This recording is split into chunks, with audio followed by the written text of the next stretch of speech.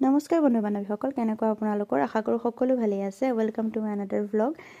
ৰাতিপুৱাই সোনকালে উঠোঁ। সোনকালে উঠি হোৱাৰ পাছত মাহেকত কেইটামান দিন অকণমান ৰেষ্ট ল'বলগীয়া হয়, আমি চবেই নহয় জানো।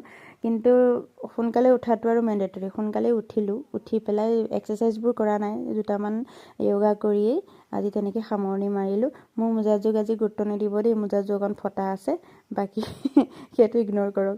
তাৰপিছত হ'ল য়োগা কৰি হোৱাৰ পিছত বহুত ঠাণ্ডা ইয়াত, জানেনে? হাৰিয়ানাত বহুত ঠাণ্ডা। আমাৰ অসমত ঠাণ্ডা পৰিছে নাই বাৰু? কমেণ্ট কৰি ক'ব।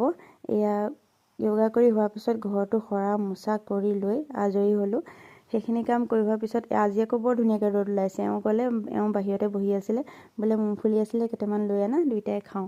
তাৰপিছত দুয়োটাই সেই মুংফলি খালোঁ। খাই মেলি গাটো ধুই আহিলোঁ। গা পা ধুই আহি পেলাই অকণমান কৰিলোঁ মোৰ নিজৰ স্কিন কেয়াৰ।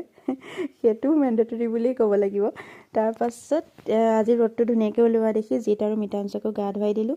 গা পা ধুৱাই হোৱাৰ পাছতে সিহঁতক তেল টেঙা লগাই অকণমান কিবা এটা খাবলৈ দিলোঁ ৰ'দতে বহি। ঠাণ্ডা দিনত ৰ'দটো ইমানেই ভাল লাগে ন।